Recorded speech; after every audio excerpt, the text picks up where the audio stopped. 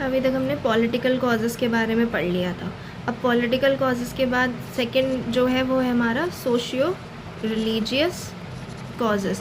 अब सोसाइटी में ऐसा क्या किया है इन्होंने, और सबसे बड़ी चीज़ क्या है कि कार्ल मार्क्स का एक बहुत अच्छा स्टेटमेंट है।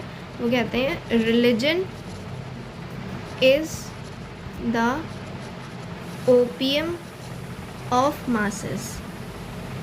ओपीएम क्या होता है? जिससे नशा चढ़ता है, नशा करने वाली चीज़ होती है। तो रिलीजन भी एक तरीके का आपके लिए एडिक्शन है। तो आप उनकी किसी भी चीज़ के साथ खिलवाड़ करते रहो, पर अगर आप किसी के रिलीजन पे जाओगे तो वो कहीं ना कहीं उनको हर्ट करेगा, और वो चीज़ यहाँ पे भी देखने को मिलती है। तो religion is the opium of masses. अगर आपको कोई चीज़ करनी है रैशनल वे में तो वहाँ से रिलीजन को हटा दो। बट यहाँ पे इंडिया के लिए कल्चर, उनका ट्रेडिशन, उनका रिलीजन कुछ बहुत ज़्यादा इंपॉर्टेंट चीज़ थी। तो इसमें सबसे पहला पॉइंट आता है एक्टिविटीज़ ऑफ क्रिश्चियन मिशनरीज़। तो जो क्रिश्चियन मिशनरीज़ थी, क्रिश्चियन मिशनरीज़, तो ये इनका मेन पर्पस क्या था? इनका मेन पर्पस था कन्वर्जन्स करना। तो उन्हें क्या करना था? क्रिश्चियनिटी को स्प्रेड करना था, अपने रिलीजन को स्प्रेड करना था। अपने रिलीजन को स्प्रेड करने के लिए वो क्या करते थे? ये मिशनरीज़ क्रिटिसाइज़ करते थे। क्रिटिसाइज़ किसको करते थे? हिंदू रिलीजन्स को भी और मुस्लिम ट्रेडिशंस को भी, इस्लामिक रिलीजन, दोनों को वो करते थे। उनके बिलीव्स को, उनके कस्टम्स को, हर चीज़ को वो क्रिटिसाइज़ करते थे कि ऐसा क्यों है, क्यों नहीं है।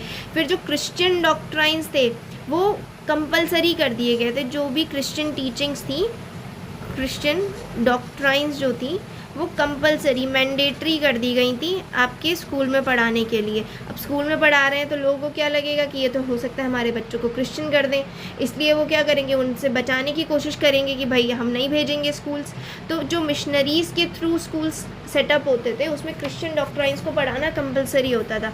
फिर बाइबल इंट्रोड्यूस कर दी गई हर जगह, गवर्नमेंट स्कूल्स में भी और नॉन गवर्नमेंट स्कूल्स में भी, दोनों जगह बाइबल्स को इंट्रोड्यूस करा दिया गया कि बाइबल भी पढ़ाई जाएगी। अब एज अ नॉलेज पर्पस अगर पढ़ाना है तो भी, इवन जेल्स में भी इंट्रोड्यूस कर दिया गया कि बाइबल पढ़ाई जाएगी। तो ये किस लिए कर रहे थे? मेनली उनका पर्पस क्या था? कन्वर्जेंस करना। फिर और इवन प्रिजनर्स को भी क्रिश्चियनिटी की तरफ ले जाया गया। तो जितने भी ब्रिटिश ऑफिशियल्स थे वो क्रिश्चियन डॉक्ट्राइन्स को पढ़ाने लगे टेम्पल्स में, मॉस्क में। तो इसकी वजह से क्या होगा? जितने भी कंजर्वेटिव्स होंगे कि जिनको बिल्कुल भी पसंद नहीं है कि उनके रिलीजन के साथ छेड़छाड़ की जाए, और दूसरे इलिटरेट भी हैं वो इंडियंस, उन्हें खाली अपने रिलीजन की नॉलेज तो ही है, बाकी वेस्टर्न एजुकेशन ऐसा कुछ तो उनके पास है नहीं।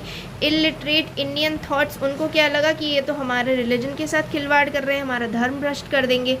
तो इसकी वजह से जो उनको क्या लगा कि जो क्रिश्चियन मिशनरीज़ हैं they are trying to convert us, कि हमें ये कन्वर्ट करना चाह रही हैं। और जब हमें कन्वर्ट करना चाह रही हैं, और इस कन्वर्जन में सपोर्ट कौन दे रहा है? ब्रिटिश गवर्नमेंट सपोर्ट दे रही है। अब ब्रिटिश गवर्नमेंट सपोर्ट दे रही है, दैट मीन्स इस गवर्नमेंट को ओवरथ्रो करना है। सेकंड, इस फील्ड में क्या हुआ? Introduction to railways. एक तो रेलवे का इंट्रोडक्शन और दूसरा टेलीग्राफ्स का।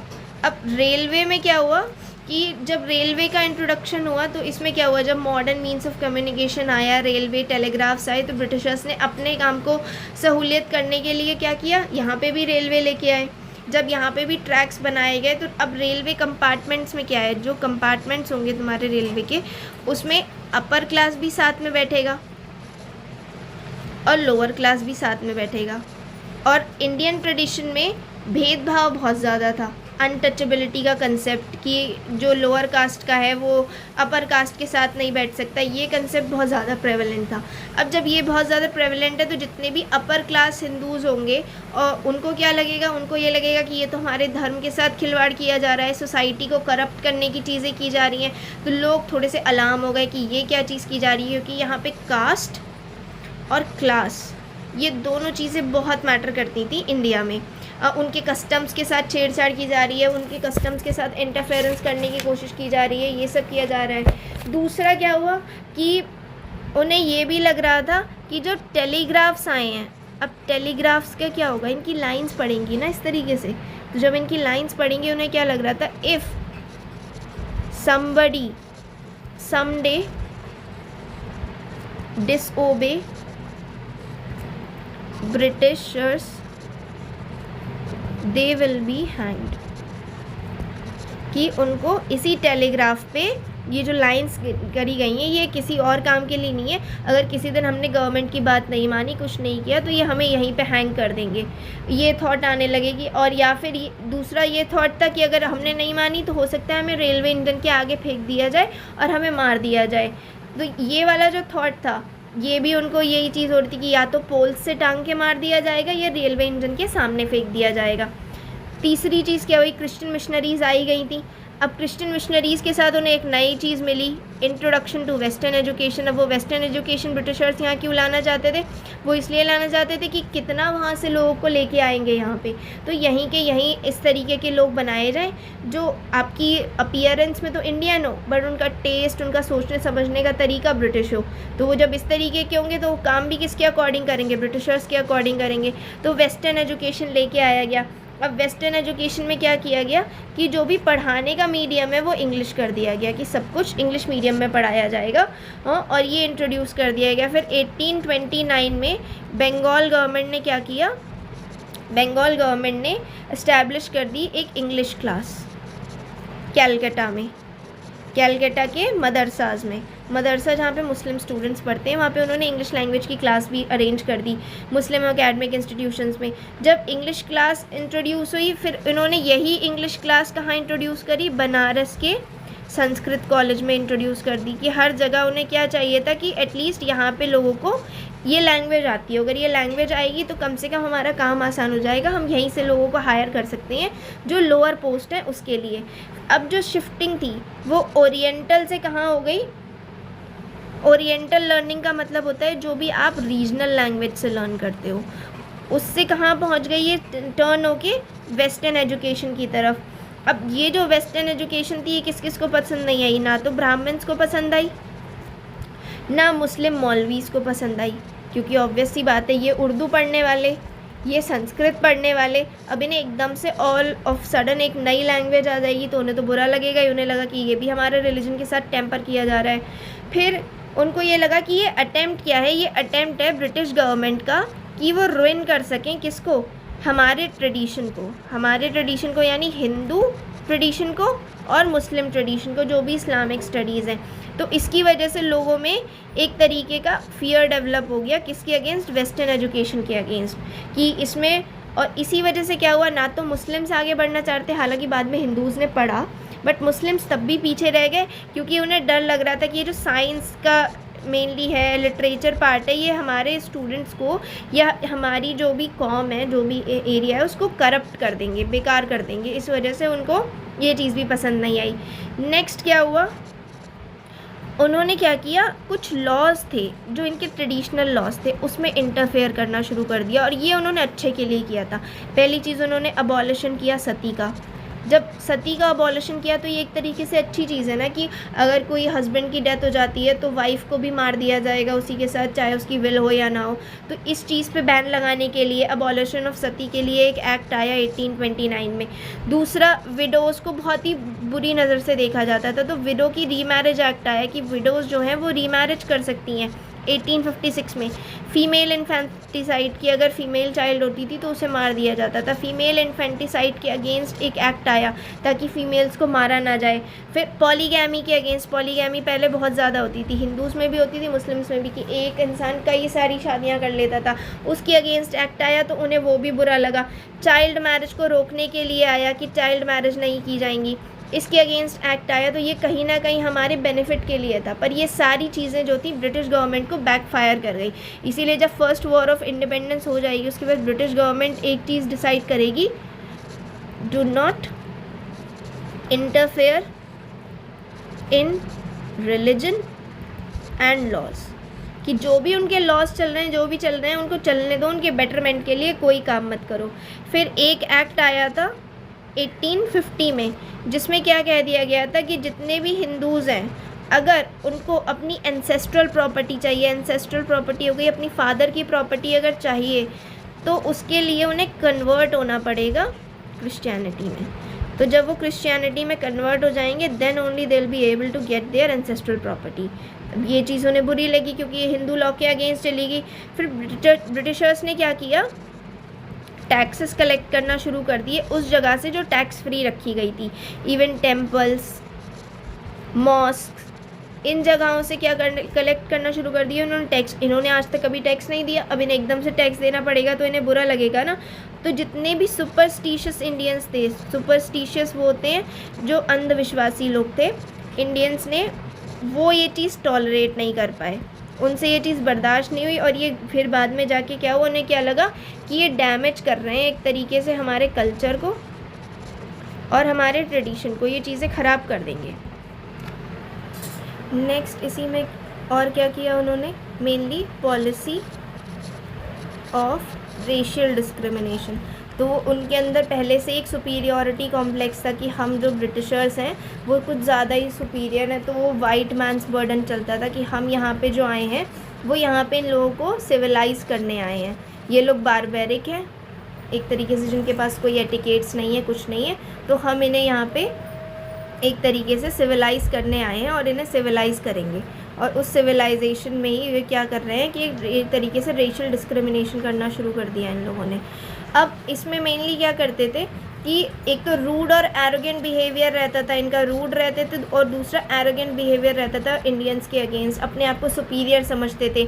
मुस्लिम्स को कैसे दिखाते थे कि मुस्लिम्स जो हैं बहुत ज़्यादा क्रूअल है और अनफेथफुल है, यानी आप इन पे भरोसा नहीं कर सकते हो। कुछ यूरोपियन ऑफिसर्स थे वो बहुत इल ट्रीट करते थे, डिस्क्रिमिनेट करते थे, इंसल्ट करते थे। फिर करप्शन तो था ही था पूरे, आपका अगर देखा जाए तो पूरे उसमें करप्शन एक बहुत बड़ा फैक्टर था कि जितने भी ऑफिसर्स थे सारे के सारे करप्ट थे, कोई आप ये नहीं कह सकते कि वो करप्ट नहीं होंगे। मेनली करप्शन हो गया, ऑपरेशन ऑफ पुअर हो गया। करप्शन एडमिनिस्ट्रेशन में इतना ज़्यादा था कि आपको छोटे से भी छोटा काम करवाना है ना तो उसके लिए भी पैसे देने पड़ेंगे या कुछ भी आपको देना पड़ेगा। वहीं जो भी जितने भी रिच हैं उनका काम तो हो जाएगा क्योंकि वो कुछ ना कुछ पे कर सकते हैं, पर जितने भी रिच हैं वो भी एक्सप्लॉइट कर रहे हैं। और अगर ये उनके खिलाफ़ ब्रिटिश गवर्नमेंट के पास लेके जा भी रहे हैं कुछ तो वो इनको फिर पैसा देते रहे या कुछ देते रहे। तो अल्टीमेटली पुअर जो है वो सबसे बेकार हो गए, उनकी कोई ना तो बात सुन रहा है ना कुछ और हो रहा है। नेक्स्ट पॉइंट आ जाता है अपने इकोनॉमिक कॉजेज़। अब इकोनॉमिक कॉजेज़ ये है मेनली कि हर चीज़ के लिए आपको एक प्राइस पे करना पड़ता है ना। अगर आपके पास वो प्राइस ही पे करने के लिए नहीं होगा तो आप क्या करोगे। अगर कहीं की इकोनॉमी ही ख़राब हो गई तो इंसान के पास ना तो खाने को है ना कुछ है, तो वो क्या करेगा, लड़ेगा ही ना। वैसे भी मर रहा है तो इससे बढ़िया लड़ के मरेगा। तो पहली चीज़ इसमें उन्होंने क्या करी, वहाँ पे इंडस्ट्रियलाइजेशन हो रहा था, 18th सेंचुरी की बात हो रही है ये, तो वहाँ पे इंडस्ट्रियलाइजेशन हो रहा था। तो मेनली अब इसमें क्या हो रहा है, पहला आ गया ruin of trade and handicrafts. तो मेनली इंडस्ट्रियल रिवॉल्यूशन जब वहाँ पे आया तो उन्हें कहीं तो अपना सामान बेचना होगा। जब कहीं उन्हें अपना सामान बेचना होगा तो वो क्या करा उन्होंने, यहाँ पे उन्होंने सबसे पहले जितने भी ट्रेडर्स थे, जितने भी हैंडीक्राफ्ट्स थे, आर्टिसंस थे, इनका काम ख़राब किया। कई सारी हैवी ड्यूटीज़ लगाई गई, उन पे टैक्सेस लगाए गए, जिसकी वजह से क्या हो, एक तो वो टैक्सेस पे ना कर पाए, तो बेसिकली डी इंडस्ट्रियलाइजेशन करने की कोशिश की गई। अब जब डी इंडस्ट्रियलाइजेशन हो जाएगा और यहाँ पे इंडस्ट्रीज़ डेवलप नहीं होंगी तो ये इंडिया क्या बन जाएगी, सिर्फ सप्लायर बन जाएगी रॉ मटेरियल्स की। और जब वो रॉ मटेरियल्स की सप्लायर बन जाएगी तो इस केस में क्या होगा, रॉ मटेरियल की सप्लायर और consumer of finish goods. Britishers के यही तो चाहिए था ब्रिटिशर्स को। उन्होंने क्या करा, यहाँ से रॉ मटेरियल्स लेके गए, फ़ाइन क्वालिटी का मशीन से चीज़ें बनाई और उसके बाद यहाँ पे लाके उन्हें बेच दिया। और बेसिकली इससे क्या होगा, उनको ज़्यादा प्रॉफिट होगा। तो बेसिकली उन्होंने क्या किया कि डी इंडस्ट्रियलाइजेशन किया। जितने भी आर्टिसंस थे, जितने भी हैंडीक्राफ्ट इंडस्ट्रीज़ थी, उन सबको क्या किया, एक तरीके से पूरी तरीके से ख़राब कर दिया, ख़त्म कर दिया। फिर जो भी मैन्युफैक्चरिंग टाउन्स थे ढाका में, मुर्शिदाबाद में, वो सब डेसोलेट हो गए, सब ख़राब हो गए, सारी चीज़ें ख़राब हो गई। और मेनली जितने भी ब्रिटिशर्स के लाए हुए सामान थे वो मेनली जितने भी प्रिंसेस होंगे वो लोग वही लेंगे, इम्पोर्टेड सामान आ गया। नेक्स्ट क्या हुआ, इकोनॉमिक रिसोर्स को एक्सप्लॉइट करना शुरू किया उन्होंने। इकोनॉमिक रिसोर्स को एक्सप्लॉइट करने से मतलब ये हो गया कि अपने इंटरेस्ट के अकॉर्डिंग चीज़ों को इस्तेमाल करना। अब एग्रीकल्चर होता था तो एग्रीकल्चरल इंडिया को उन्होंने क्या किया, मेनली उसमें आप कैश क्रॉप्स को ग्रो करना शुरू कर दिया उन्होंने। पहले लोग क्या करते थे, फूड क्रॉप्स को ग्रो करते थे फूड के लिए, अपने कंजम्पशन के लिए। अगर उनकी नहीं भी बिक रही है तो वो क्या हो जाएगा, घर में कंज्यूम हो जाएगी। बट अगर कहीं इंडिगो ग्रो हुआ है, जिसे नील की खेती कहते हैं, या किसी ने कॉटन ग्रो करी है, तो ये ना तो खाई जाएगी ना कुछ होगा, क्योंकि ये बेसिकली कैश क्रॉप में आ गई कमर्शियल पर्पस के लिए। और अगर उन्होंने किसी दिन ये चीज़ नहीं ली तो क्या हो जाएगा, ये बिल्कुल ख़राब हो जाएगी। अब ब्रिटिशर्स वो सारी चीज़ें ग्रो करवाते थे फोर्सफुली जो उनके लिए, उनकी इंडस्ट्रीज़ के लिए काम में आएंगी। फिर प्लांटेशन वर्कर्स में वो टी के प्लांटेशंस हो गए, इंडिगो प्लांटेशंस हो गए, यहाँ पे फोर्सफुली वर्कर्स को लेके जाया जाता था कि उनसे काम करवाया जाए। और बेसिकली इंडिया को पूरी तरीके से उन्होंने सप्लायर ऑफ रॉ मटेरियल बना लिया, यहाँ से सप्लाई करके लेके जाएंगे। और जब इंडिया के पास वो टेक्नोलॉजी नहीं रही, कुछ नहीं रहा, तो उन्हें अल्टीमेटली एक्सेप्ट करना पड़ेंगे वो सारे सामान जो कि वो लेके आ रहे हैं। जब वो यहाँ से अपना सामान रॉ मटेरियल्स एक्सपोर्ट करते थे तो उस पर ड्यूटीज़ बिल्कुल कम लगाते थे, और जब वो वहाँ से लाते थे तो उस पर भी ड्यूटीज़ कम लगाते थे। पर अगर कोई बाहर उनका सामान बेच रहा है तो उस पर बहुत हैवी टैक्सेस लगा के देंगे, और ख़ुद जब लेंगे तो वो ड्यूटी फ्री होगा। और जब ड्यूटी फ्री होगा तो उससे क्या हो जाएगा, उनका सामान बाहर जाके बिकेगा नहीं, बट अल्टीमेटली जो ब्रिटिशर्स का सामान है वो यहाँ पे बिकेगा। मेनली क्या हो गया कि जो जितना भी एक्सपोर्ट होता था रॉ मटेरियल्स का, फूड ग्रेन्स का, वो सारा यहाँ से फ़ाइन क्वालिटी का चला जाता था। जो भी सरप्लस है, कुछ अब जितनी भी बेकार चीज़ें बचेंगी उसी से तो जो भी इंडियन ट्रेडर्स हैं वो काम करेंगे। एक तो वो मशीन से कम्पीट नहीं कर पाएंगे, दूसरा वो क्वालिटी नहीं आएगी। ये दोनों चीज़ें आ गई तो मशीन मेड गुड्स जो हैं एक तो सस्ते बनेंगे as compared to handmade products. Second point क्या हुआ इसकी वजह से, इम्पोवरिशमेंट ऑफ कल्टीवेटर्स। तो जो लोग भी कल्टीवेट कर रहे थे सामान, जितना भी कुछ कर रहे थे, चाहे परमानेंट सेटलमेंट हो या फिर महलवारी सिस्टम हो, ये हमने 9th में पढ़ा था, रायतवारी सिस्टम, चाहे उन्होंने फार्मर्स से डायरेक्ट टैक्स कलेक्ट किया हो, ज़मींदार्स के थ्रू कलेक्ट किया हो, या परमानेंटली एक टैक्स लगा के कर दिया गया हो। 1793 में परमानेंट सेटलमेंट हुआ जिसमें ज़मींदार्स के थ्रू टैक्स कलेक्ट किया जाता था।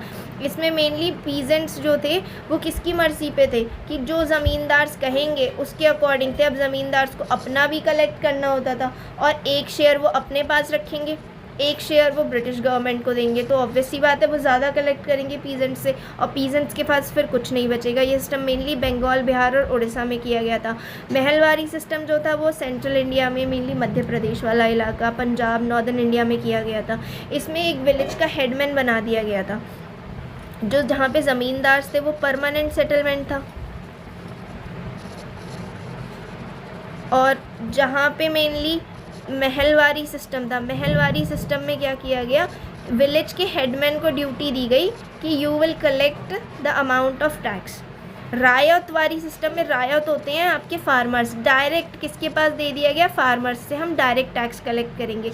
पर किसी ने भी ये चीज़ नहीं करी कि आप अगर टैक्स कलेक्ट करना है तो अब थोड़ा ऐसा कुछ तो करो कि प्रोडक्शन इंक्रीज़ हो, रेवेन्यू बढ़े। उस पर ना तो ज़मींदार्स ने काम किया, ना ब्रिटिश गवर्नमेंट ने काम किया, ना किसी विलेज हेडमैन ने काम किया। अगर फार्मर्स चाहें भी करना तो उनके पास पैसे नहीं है करने के लिए, ज़मींदार्स के पास पैसे हैं बट वो करना नहीं चाहेंगे, और विलेज हेडमैन को कोई मतलब ही नहीं है, उसे अपने काम से मतलब है जो उसको दिया गया है।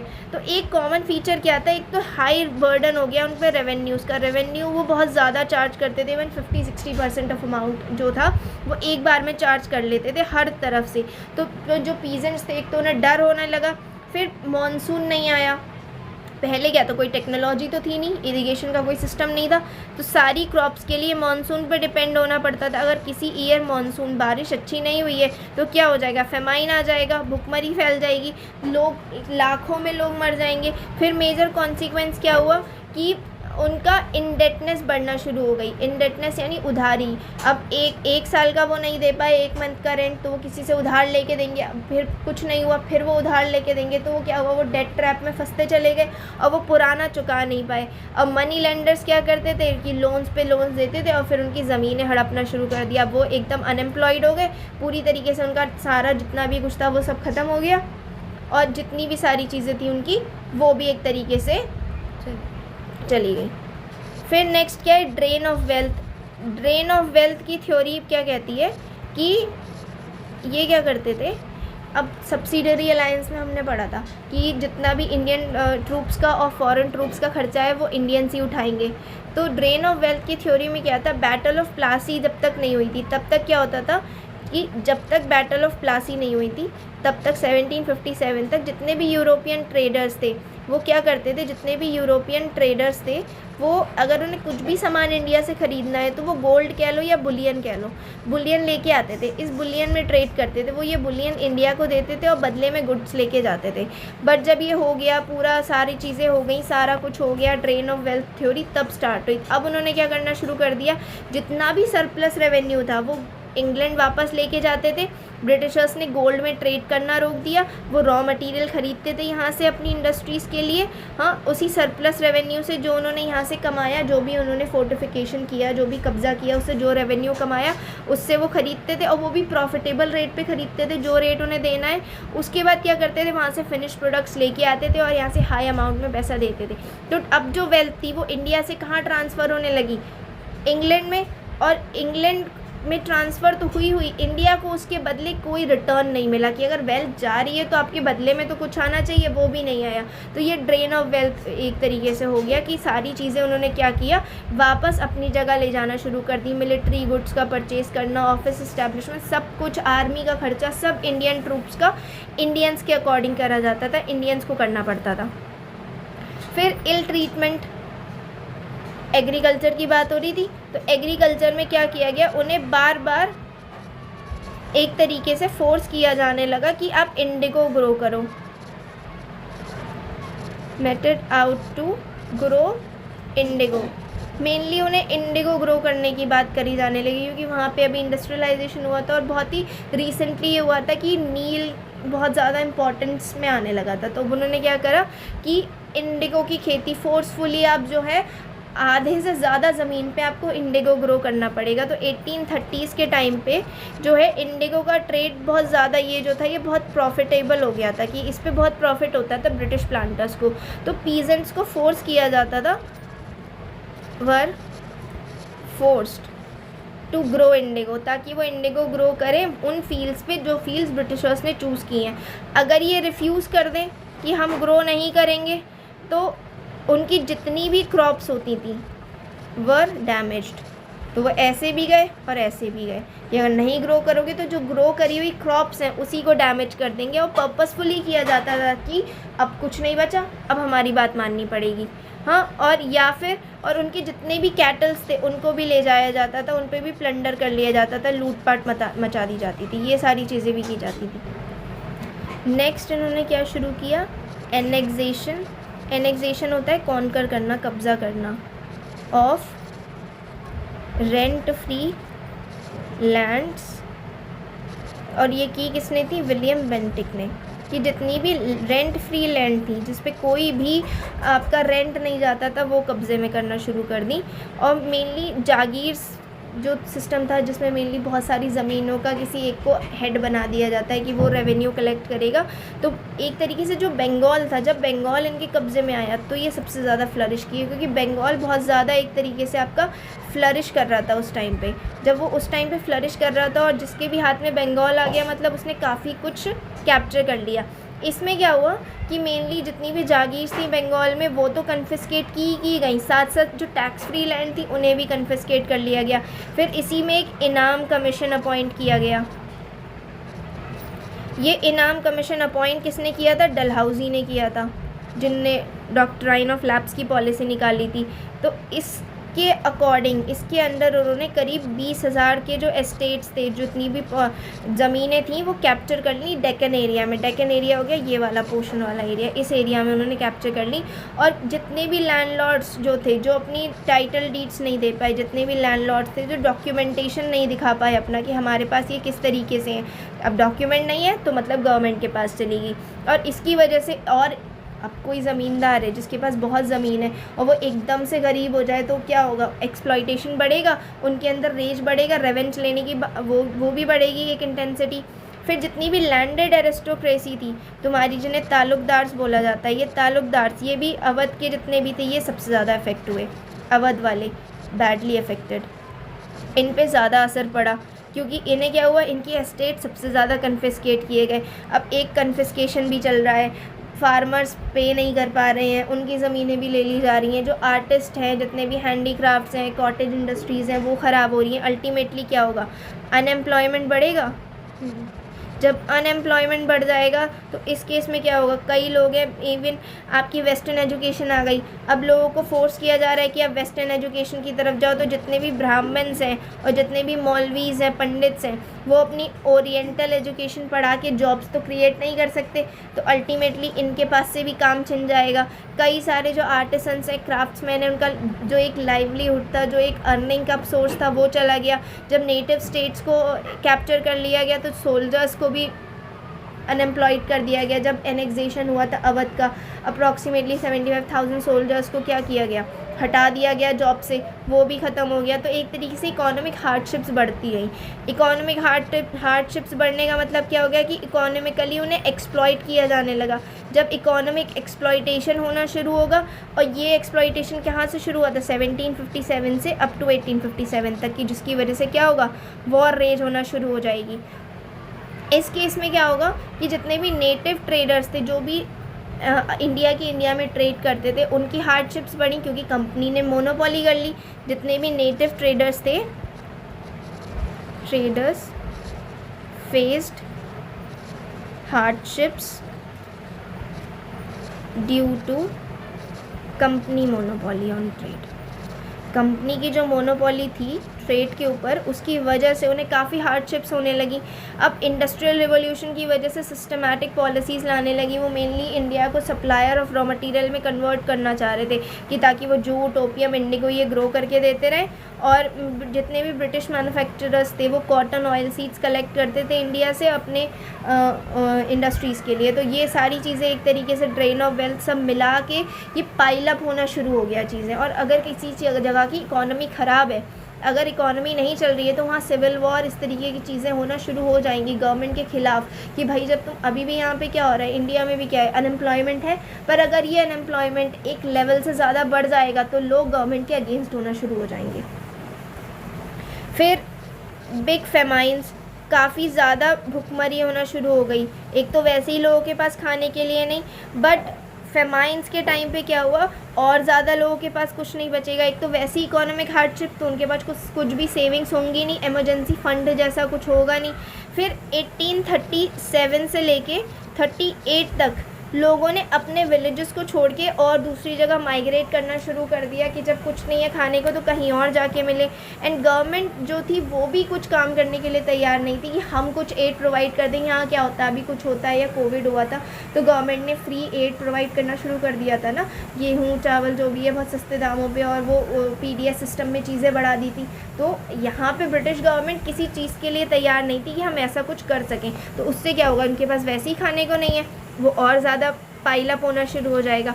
फिर पीजेंट्स जब ख़राब हो रहे हैं तो वो क्या करेंगे, वो कहीं और जाके अपना काम ढूंढने की कोशिश करेंगे, तो पीजेंट्स भी अफेक्ट हो रहे हैं। दूसरा क्या हो रहा है, जिन जिन लोगों ने इंडिगो कल्टीवेशन किया था उनके साथ भी बहुत बुरा ट्रीटमेंट किया जाता था। उनके लिए तो प्रॉफिटेबल हो गया, पर इंडिगो कल्टीवेशन के बाद एक टाइम ऐसा आएगा कि वहाँ पे ना, और मेनली सिंथेटिक डाई बनना शुरू हो गई। अब जब सिंथेटिक डाई बनना शुरू हो गई तो किसी को इंडिगो की ज़रूरत तो पड़ेगी नहीं। अब जितनी भी क्रॉप्स हैं एकदम से इंडिगो के प्राइस नीचे गिर जाएंगे क्योंकि कोई ख़रीदना ही नहीं चाह रहा है। अब जब कोई बेसिकली जब वो इंडिगो कल्टीवेशन कर दिया, वहाँ पे डाई आ गई। डाई आने की वजह से इंडिगो के प्राइस गिरे, वो इंडिगो किसी काम का नहीं रहा, क्रॉप्स बेकार हो गई और फार्मर्स को और ज़्यादा एक इकोनॉमिक हार्डशिप का सामना करना